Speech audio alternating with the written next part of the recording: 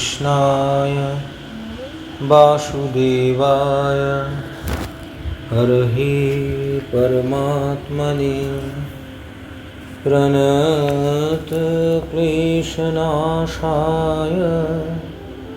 गोविन्दाय नमो नमः।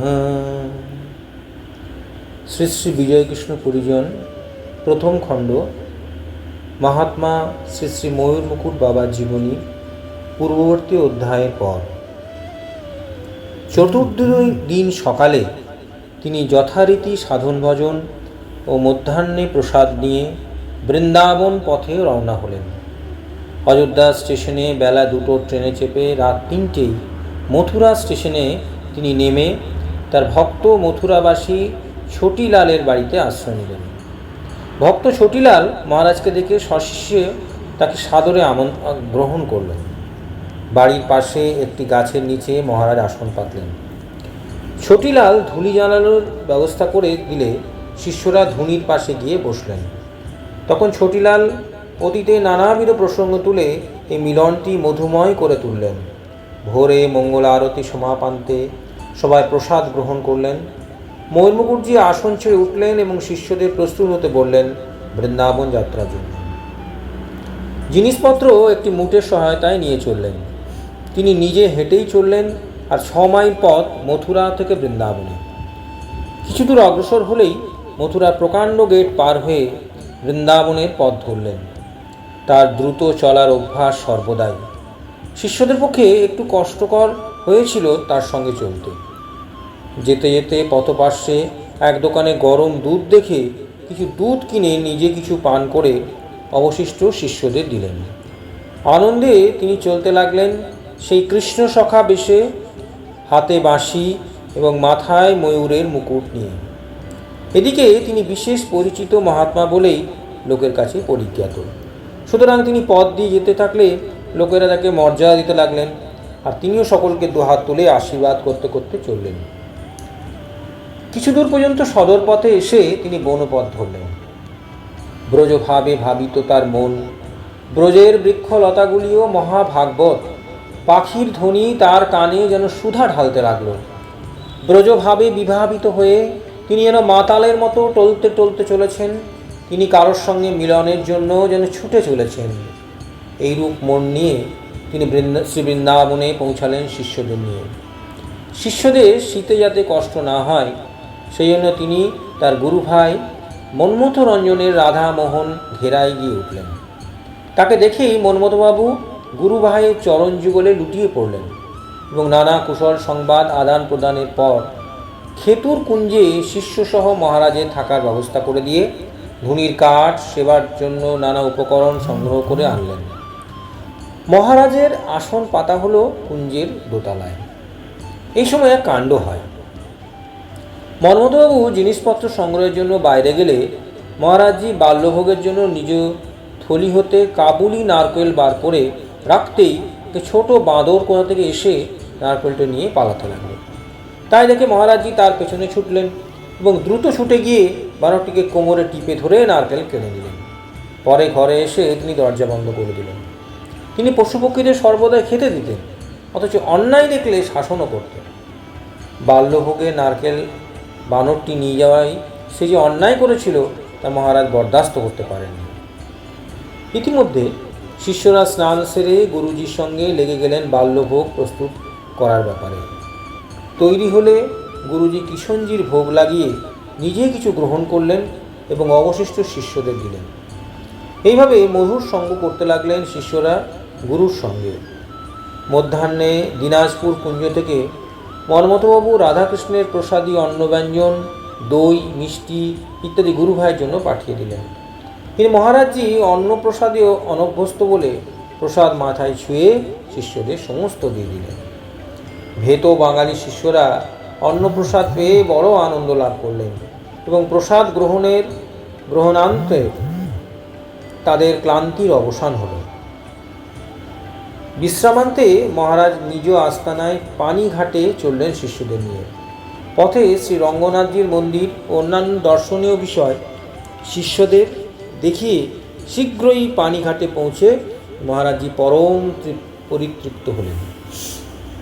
সেখানকার মহাতাদের শুদ্ধ ভাব, যমুনার পবিত্র জলকণাবাহী মুক্ত বায়ু, পশু পাখি স্বচ্ছন্দ বিচরণ ইত্যাদি সব কিছু মিলে এক স্বর্গীয় ভাবের প্রকাশ পাওয়ায় দেহ মন স্বভাবতই উল্লসিত হয়ে ওঠে।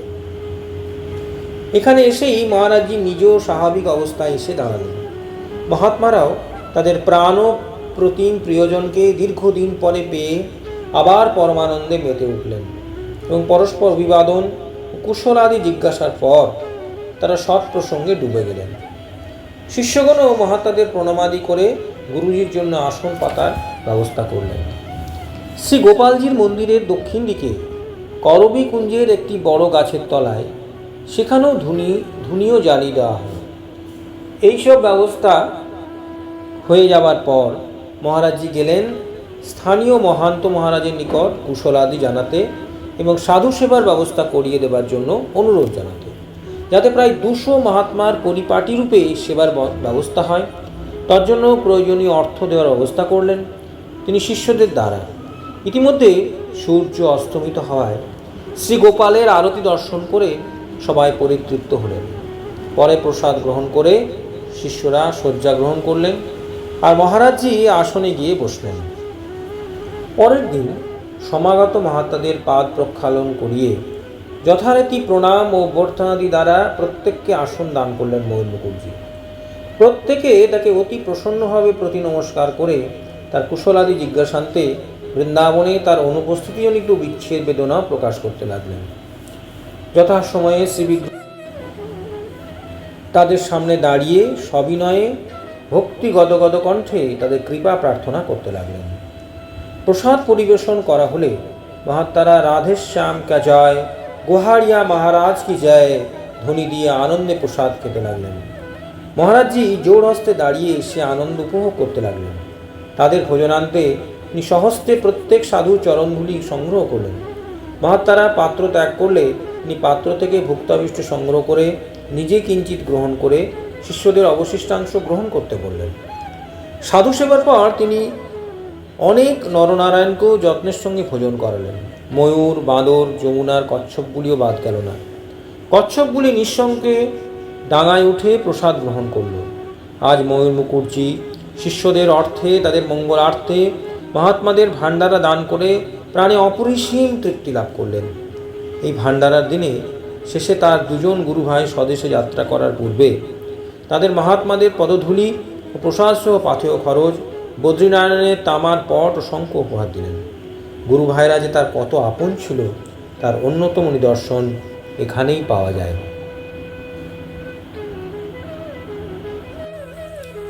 এরপর ময়ূর মুকুটজি পানিঘাট চলে গেলেন একমাত্র সঙ্গী শিষ্য অতুলানন্দকে নিয়ে। শিষ্য নিজেকে ধন্য ও কৃতার্থ মানলেন গুরুদেবের চরণ প্রান্তে বাস করার অধিকার লাভ করে। গুরুর সান্নিধ্যে সাধন ভজনের অধিকার লাভ করায় অতুলানন্দ আনন্দ রাজ্যে বাস করতে লাগলেন। মহারাজজি জানতেন বাঙালি শিষ্যের মন ভরে না রুটি খেয়ে, তাই মধ্যাহ্নে পরিবেশক সাধুকে বললেন, इसको जस्ती अन्न प्रसाद दो, रोटी कम दो, বাঙালি আদমি অন্ন খাতা হয়। গুরুজির আসনের পাশেই শিষ্য কম্বল পেতে বসার অধিকার পেয়ে ধন্য হয়ে গেল।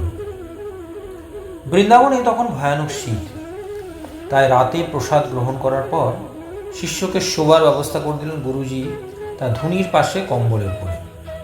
মুক্ত আকাশের নিচে ও খোলা জায়গায় বাঙালি শিষ্য অতুলানন্দের বড় কষ্ট হবে মনে করে ধুনির আগুন দ্বিগুণ করে দিলেন গুরুজি। আগুনের তাপে শিষ্য আরাম বোধ করতে লাগলেন। শিষ্যের প্রতি গুরুর কি অপূর্ব বাৎসল্য ভাব! কৈলাসে বরফের মধ্যে যিনি সমাধিমগ্ন থাকেন সে গুরুজির পক্ষে বৃন্দাবনের ঠান্ডা কিছুই নয়। আর সারা রাত তো তিনি সাধন ভজনেই থাকেন, তাই ময়ূর মুকুটজির কোনো অসুবিধাই হয়নি। বৃন্দাবনের গোবিন্দজি, গোপীনাথ, মদনমোহন এবং আরও অনেক বিগ্রহ শিষ্যকে দেখিয়ে আনতেন গুরুজি। শিষ্যের প্রতি ছিল তার অগাধ স্নেহ। বৃন্দাবনে তাকে বিদেহী সিদ্ধ মহাত্মা গানে সকলে বিশেষ সম্মান করতেন। তাকে পরম সিদ্ধ ভাগবত জ্ঞানে বিশেষ শ্রদ্ধা করতেন বিগ্রহ মন্দিরের সেবকরা। শ্রীমন্দিরসমূহ দর্শনকালে তিনি মন্দির দ্বারে পরম ভাব ও রসে নৃত্য করতেন, পরমানন্দে বাঁশি বাজিয়ে। বৃন্দাবনে বেলবন বলে একটি বিশিষ্ট স্থান। এ একটি উচ্চ ঢিবি, আয়তনে খুব বড় নয়। নানা গাছপালা ও লতা গুল্মে স্থানটি অতি মনোরম। এখানে কতগুলো বিরাট বিরাট নিম গাছ আছে। গাছগুলি বিশেষত্ব এই যে গাছগুলির ডাল থেকে এমন সব শিকড় নেমেছে যা দেখতে বড় বড় গাছের মতো। এখানে রয়েছে শ্রী লক্ষ্মী দেবীর মন্দির। কৈদ আছে লক্ষ্মী দেবী ব্রজধামে এসেছিলেন। এখানে পৌঁছানো মাত্র ব্রজগোপীগণ ঐশ্বর্যের অধিকারী লক্ষ্মী দেবীকে আর অগ্রসর হতে দিলেন না, কারণ মাধুর্যময় বৃন্দাবনে ঐশ্বর্যের স্থান নেই। তাই লক্ষ্মী দেবী আর অগ্রসর হতে না পেরে ওইখানেই থেকে গেলেন। যারা ঐশ্বর্যগামী তারা লক্ষ্মী দেবীর জন্য ঐশ্বর্যময় মন্দির রচনা করে দিয়েছেন এই বেলবনে। প্রতি বৃহস্পতিবার বেলবনে মেলা বসে। ময়ূর মুকুটজি শিষ্যকে বেলবনের মাহাত্ম্য দর্শন করিয়ে আনার জন্য এক বৃহস্পতিবার রওনা দিলেন। কিন্তু তিনি রাধা ঠাকুরানীর পরম সেবক, মাধুর্যের পরম উপাসক। তাই তিনি লক্ষ্মী দেবীর মন্দিরে না গিয়ে দূর থেকে হাত জোড় করে প্রণাম করলেন এবং শিষ্য অতুলানন্দকে পাঠালেন শ্রীমূর্তি দর্শন করতে। শিষ্য শ্রীমূর্তি দর্শন ও প্রদক্ষিণ করে গুরুদেবের নিকট উপস্থিত হলে গুরুজি শিষ্যকে নিয়ে গিয়ে অপূর্ব তুলসী কাননে উপস্থিত হলেন। তুলসী কানন যথা বৃন্দাবন হয় তথা। এমন স্থানে আসতেই ময়ূর মুকুটজি শ্রীকৃষ্ণ আবেশে মগ্ন হয়ে গেলেন। রসানুভবে তার সমস্ত দেহ স্থির এবং ইন্দ্রিয়ের ক্রিয়া স্তব্ধ হয়ে গেল। বাইরের কোনো বিষয়ে তার সাড়া রইল না। এইভাবে অনেকক্ষণ কেটে গেল। বেশ কিছু সময় গত হলে হঠাৎ তিনি জেগে উঠলেন। তখন শিষ্যে, तुम्हारा बहुत भूख लगा है, तुम हिया बैठ रहो, मैं तुमको वास्ते प्रसाद ले आया। এই বলে তিনি বাইরে গেলেন এবং অল্পক্ষণের মধ্যেই তালপাতার ঠোঙার মধ্যে প্রচুর খিচুড়ি, শস্য ভাজা এবং তরকারি এনে শিষ্যকে খেতে দিলেন। কিন্তু শিষ্যের ইচ্ছা গুরুজির প্রসাদ পান। শিষ্যের এই ভাব বুঝতে পেরে তিনি প্রসাদের ঠোঙা মাথায় ঠেকিয়ে শিষ্যের হাতে দিলেন। তখন শিষ্য মহানন্দে সেই প্রসাদ গ্রহণ করলেন। এইরূপ শিষ্য বাৎসল্য অভূতপূর্ব, সন্দেহ নাই। এইভাবে শিষ্য অতুলানন্দ আর কোনো কয়েকদিন গুরুজি সঙ্গ করে মন ভরে নিলেন। শেষে গুরুজি নিজেই শিষ্যকে বাড়ি যাবার নির্দেশ দিলেন। তিনি একটি কাঁথা দিয়ে শ্রী রাধা গোবিন্দের দুখানি চিত্রপট ও একখানি বদ্রীনারায়ণের পট বেঁধে শিষ্যের হাতে দিলেন এবং পাথেয়স্বরূপ 15 টাকা দিয়ে রওনা হওয়ার আগে শিষ্যকে বুকে টেনে নিয়ে প্রেমালিঙ্গন দান করলেন।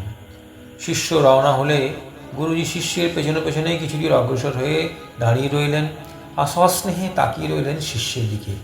শিষ্য বারবার মুখ ফিরিয়ে গুরুজির মুখামৃত পান করতে লাগলেন। শিষ্যের প্রতি গুরুর এরূপ বাৎসল্য ভাব সত্যি অনিবার্যনীয়। এরপর ময়ূর মুকুটজি নিজ জন্মস্থান বর্ষানে গমন করলেন। 1319 সালে বর্ষানে নন্দগাঁওয়ে বিশেষ সমারোহে হোলি উৎসব অনুষ্ঠিত হয়। এই উৎসবে ময়ূর মুকুটজি যোগদান করে বিশেষ আনন্দ লাভ করলেন। উৎসব শেষে তিনি কৈলাস যাত্রা করেন এবং সানন্দে হরপার্বতী দর্শন ও তাদের শুভাশীর্বাদ গ্রহণ করে ধন্য হলেন। কৈলাসে তার পুনরাগমনে মহাত্মাদের মধ্যে এক আনন্দের জোয়ার সৃষ্টি হল। তিনি কৈলাসে যাবার পূর্বে গুরুভাই মন্মথবাবুকে ইঙ্গিতে জানান শীঘ্রই তাকে পরলোক যাত্রা করতে হবে কিশনজির নির্দেশে। তখন তার কাজ হবে বিশ্বজোড়া প্রেম রাজ্য গঠন। তাই তিনি গুরুদেব গোস্বামী প্রভুর আহ্বানে 1320 সালে চৈত্র মাসে কৃষ্ণা চতুর্দশী তিথিতে মুক্তাকাশের নিচে স্বেচ্ছায় সমাধি গ্রহণ করলেন। তার সমাধির উপর বরফের চাপ পড়তে লাগলো প্রতিদিন। এইভাবে 1 মাস কেটে গেলে তার শুদ্ধ দেহ সেখানে থেকে উঠিয়ে নিয়ে গেলেন সন্ন্যাসীরা। কৈলাসের নিচে শ্রী ব্রহ্মদেব মন্দিরের নিকটে তারই তৈরি কাঠের ধর্মশালার পাশে। এই ধর্মশালাটি সন্ন্যাসীদের জন্য তৈরি করা দিয়েছিলেন ময়ূর মুকুটজি নবদ্বীপ বাবুর অর্থ সহায়তায়।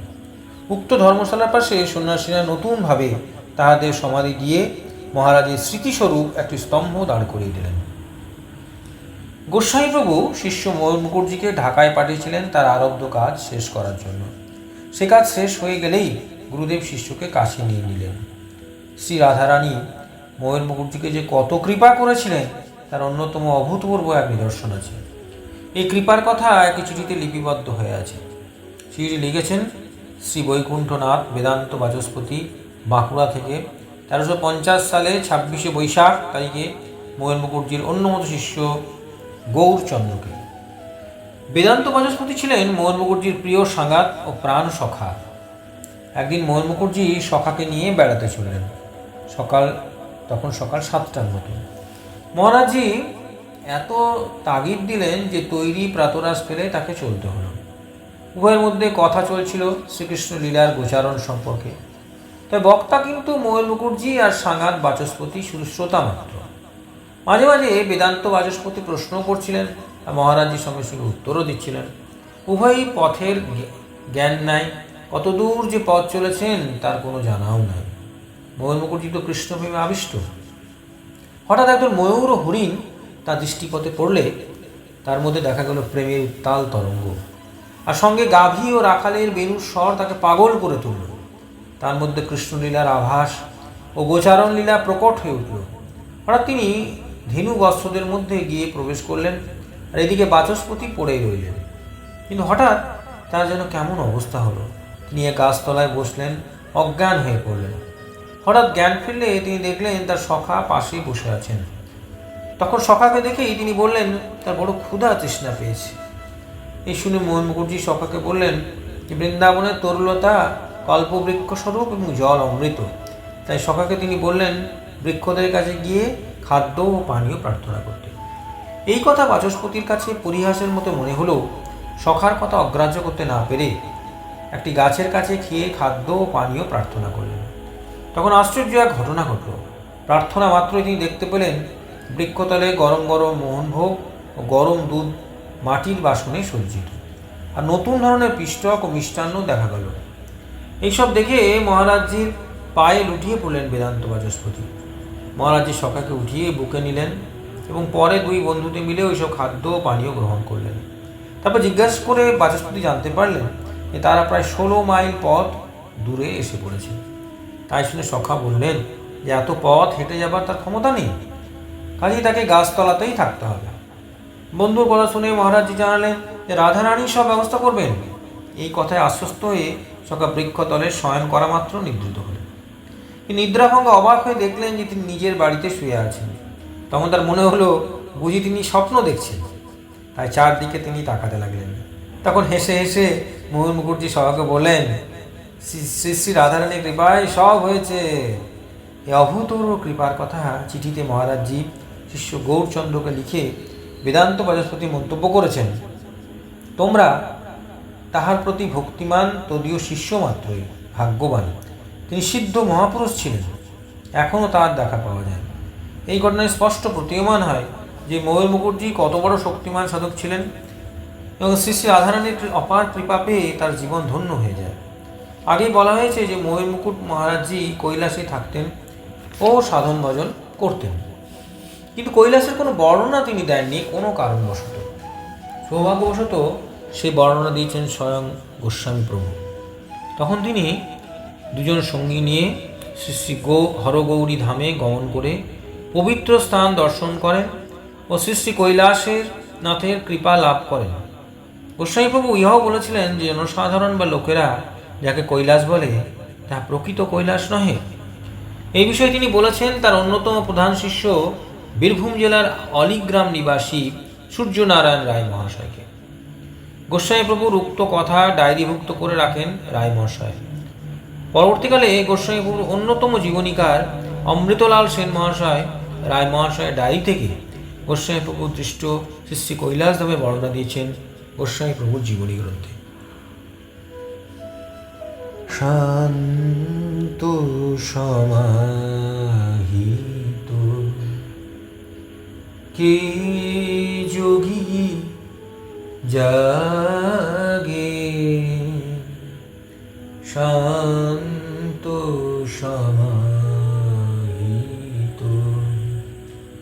কে যোগী জাগে, জীবেরও ত্রিতাপ দুঃখ কেনই মাগে। শান্ত সমাহিত, কে যোগী জাগে, শান্ত সমাহিত। রায় মহাশয়ের ডায়েরি থেকে উদ্ধৃত গোস্বামী প্রভুর উক্তি এখানে উদ্ধৃত হল। গোস্বামী প্রভু বললেন যে একসময় আমি কয়েকজন সাধুর সঙ্গে হিমালয় পার হইয়া সেই স্বর্গের পথে চলিতে থাকি। বরফের উপর দিয়া অনেক কষ্টে চলিতে লাগিলাম। সরু রাস্তা ধরিয়া চলিতে হইতে এক স্থানে গিয়া বিশ্রাম করিলাম। সেই স্থানে একটি কুণ্ড অর্থাৎ হ্রদ দেখলাম, মহাদেব কুণ্ড। এ স্থানে মহাদেবের পূজা করতে হয়। আমরা পূজা করিয়া যেমন শঙ্খধ্বনি করিলাম, অমনি কোথা হইতে প্রকাণ্ড প্রকাণ্ড হনুমান আসিয়া কুণ্ডের চারিদিকে ঘিরিয়া বসিল। পরে কুণ্ড হইতে একটি রথ উঠিল, তার মধ্যে মহাদেব দর্শন করিলাম। অতি আশ্চর্য দর্শন হইল। পরে সেই হনুমানদিওকে যথাসাধ্য ফলাদি খাইতে দেওয়া হল। তাহারা খাইয়া চলিয়া গেল। অমনি রথসহ মহাদেব সেই কুণ্ডে অন্তর্হিত হইলেন।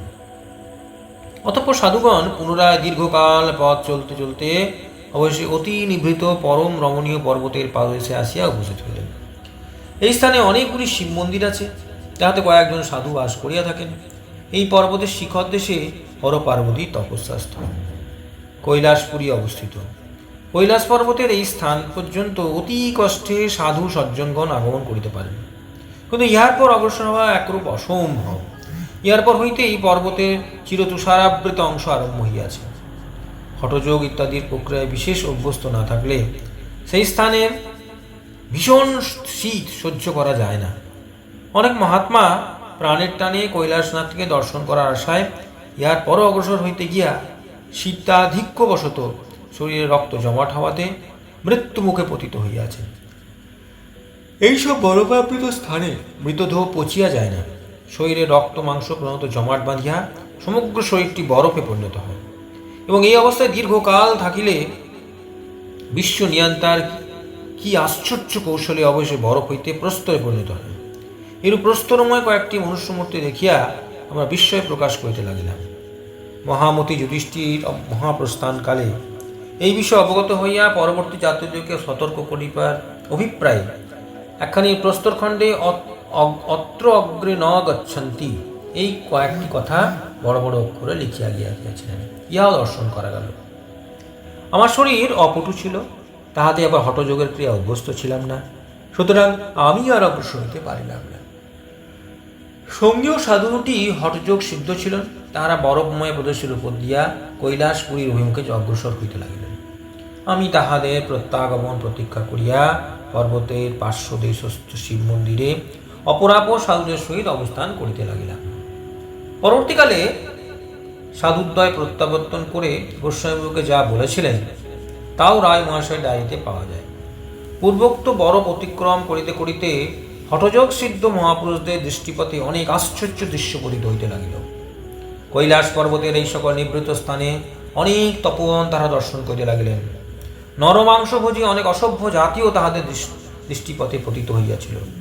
পুরীধামে শ্রী শ্রী জগন্নাথ দেবের মন্দিরের কাছে যে সকল দ্বিভুজ সূর্যাকৃতি ও একমুণ্ড বিশিষ্ট অস্বাভাবিক জীবের চিত্র অঙ্কিত আছে, তদ্রূপ অনেকগুলো প্রাণীও তাহারা দেখতে পাইয়াছিলেন।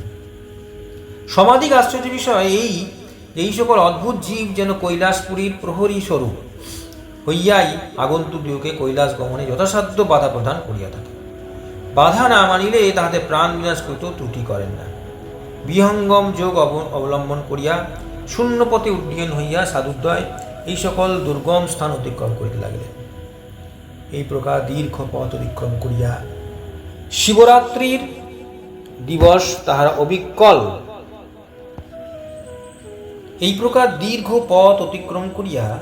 শিবরাত্রি দিবস তাহারা অবিকল শিবলিঙ্গের আকার বিশিষ্ট একটি পর্বতের নিকট উপস্থিত হইয়া তদুপরি একটি স্বর্ণময়ী পুরী দর্শন করলেন। এই পর্বতের গাত্রস্থিত একটি প্রকাণ্ড গুফার মধ্যে তারা বহু প্রাচীন ঋষিমুনিদের এক অপূর্ব সমাবেশ দর্শন করিয়া অতিশয় মুগ্ধ হইয়াছিলেন। ইহার পর কিছু দূর গমন করিয়া পথের সম্মুখে এক প্রকাণ্ড পর্বত পাইলেন। আর পথ নাই, সেই পথ এইখানেই শেষ। সম্মুখে পাহাড়ের নিকট যাইয়া দেখিলেন এক প্রকাণ্ড পাথরের দরজা, দুই দিকে 2টি ঘণ্টা রইয়াছে। ভিতরে যতদূর দেখা যায় দেখিলেন অসংখ্য তপস্বী, কেউ দীর্ঘকায়, কেউ শীর্ণকায়, কাহারও কেশ শুভ্র, কাহারও দীর্ঘ শ্মশ্রু, শরীরের রঙও কাহারও কৃষ্ণবর্ণ, কাহারও শ্বেতবর্ণ, কেউ হোম করিতেছেন, কেউ যোগে ধ্যানমগ্ন, কেউ বা ভজন সঙ্গীত গাইতেছেন ভাবে বিভোর হইয়া, কেউ বা পূজা করিতেছেন অতি ভক্তি হরে ইত্যাদি। বহুবিধ পুরাতন ঋষি মুনি তপস্বী যোগী নর দেবতা ইত্যাদি যেন অমর ভবনে যুগ যুগান্তর ধরিয়া তপনিরত। সাধুগণ ব্রহ্মানন্দে নিমগ্ন রইয়াছেন। আহা, এই তো চির শান্তিময় স্বর্গধাম, অক্ষয় অব্যয় প্রলয়ের অধীন নহে, সম্ভবত এই স্থানই মুক্তিনাথ কালাতীত ধাম। তারা সেই দেবদার রক্ষককে জিজ্ঞাসা করলেন, দেব, এ কোন ধাম? তিনি বললেন, হরগৌরী ধাম। অদূরে ওই যে মন্দির দেখছেন, ওই স্থানে হরগৌরী বিরাজ করছেন, ইহাই কৈলাসপুরী। সন্ধ্যার সময় পুরীর দ্বার উদ্ঘাটিত হইল। মহাপুরুষদ্বয় অভ্যন্তরে প্রবেশপূর্বক পুরীর অপূর্ব শোভা দর্শন করিয়া মোহিত হইলেন। অতঃপর এক স্থানে আমার সঙ্গে ইহাদের দেখা হইতেই সহযাত্রী সাধুদ্বয় খুবই বিস্ময় প্রকাশ করিতে লাগিলেন। সাধুদ্বয়ের পূর্বেই আমি কি করিয়া পৌঁছিয়া গেলাম কৈলাস ধামে, তাহা অতি বিস্ময়ের সহিত জিজ্ঞাসা করিলেন। আমি বলিতে লাগিলাম, আপনারা চলিয়া আসিয়াছিলেন। আমি প্রতীক্ষায় পড়িয়া রহিলাম, অন্তরে খুব যন্ত্রণা বোধ করিতে লাগিলাম। তখন মনে জাগিল, শ্রী শ্রী কৈলাসনাথের শরণাপন্ন হইয়া আমার অন্তরের বেদনা তাকে নিবেদন করি। হে কৈলাসপতি, দয়ার সাগর, তুমি কি আকর্ষণ করিয়া তোমার শ্রীপদে নিতে পারো না? আমি শারীরিক অপারগ হইয়া অর্ধমৃত প্রায় পড়িয়া আছি। এমন সময় দয়ার সাগর ভগবান আশুতোষ দয়া করিয়া উপস্থিত হইয়া আমাকে সূক্ষ্ম শরীরে এই স্থানে আনয়ন করিয়াছেন এবং আমার স্থূল শরীর পর্বতের নিম্নে অবস্থিত একটি মন্দিরে রাখিয়া দিয়াছেন। অনন্তর আমরা দেখিতে পাইলাম একটি মন্দিরের মধ্যস্থলে একখানি বিচিত্র হিরণ্ময় সিংহাসনে যোগেশ্বর শ্রী শ্রী মহাদেব যোগমায়া শ্রী শ্রী পার্বতী দেবীকে অঙ্কে ধারণ করিয়া উপবিষ্ট আছেন। জগতের আদি মাতা পিতাকে সচক্ষে দর্শন করিয়া আমরা আনন্দাশ্রু বিসর্জন পূর্বক ভক্তি গদগদ চিত্তে নানা প্রকার স্তবস্তুতি পাঠ করিয়া তাহাদের অর্চনা করিতে লাগিলাম। এইভাবে শিবরাত্রি অতীত হইয়া গেল। প্রত্যুষে ভগবান শ্রী শ্রী মহাদেব ভগবতী শ্রী শ্রী পার্বতী দেবী উপস্থিত মহাপুরুষগণকে শুভ আশীর্বাদ পূর্বক বিদায় দিলেন। যোগেশ্বর মহাদেব আমাকে পুনরায় পর্বতে নিম্নভাগে অবস্থিত স্থির স্থূল দেহে প্রবিষ্ট করাইয়া দিয়া অপ্রাকৃত কৈলাসধামে পুনরায় গমন করলেন। শ্রী শ্রী নন্দিকেশ্বর উপস্থিত মহাপুরুষদিগণকে পুরী নিষ্ক্রান্ত হইতে অনুরোধ করিলেন। স্বস্থানে চলিয়া গেল। জগতের আদি মাতা পিতা পার্বতী পরমেশ্বরের নিবাস স্থান এই কৈলাসেই সাধক মহেন্দ্র মুকুটজি স্বেচ্ছায় চির সমাধি লাভ করলেন। শ্রী শ্রী মহেন্দ্র মুকুট বাবার উপদেশ। 1. खराब काज नहीं करना, बदलोगन के साथ नहीं चलना। 2. श्रीलोक नहीं हेरे, सपन में नहीं हेरे पर नारी। 3. जूठा कुछ भी नहीं देना और जूठा कुछ भी नहीं खाना। 4.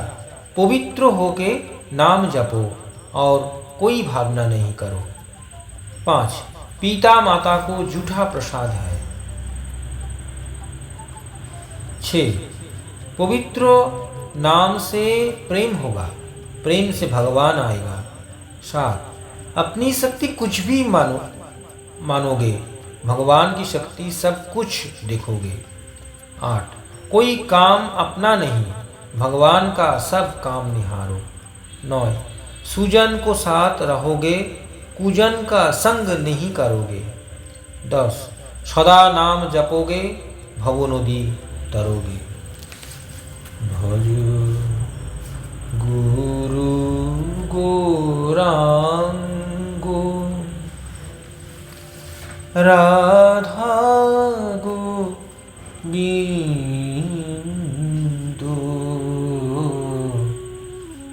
ब्रह्मणा रायनो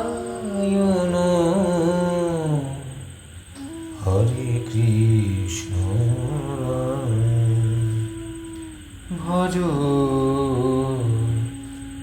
गुरु গৌরাঙ্গ রাধা গোবিন্দ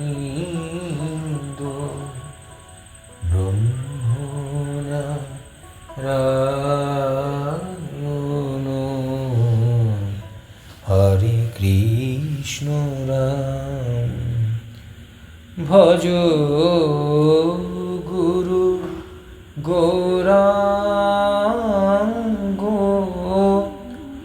রাধা গোবিন্দ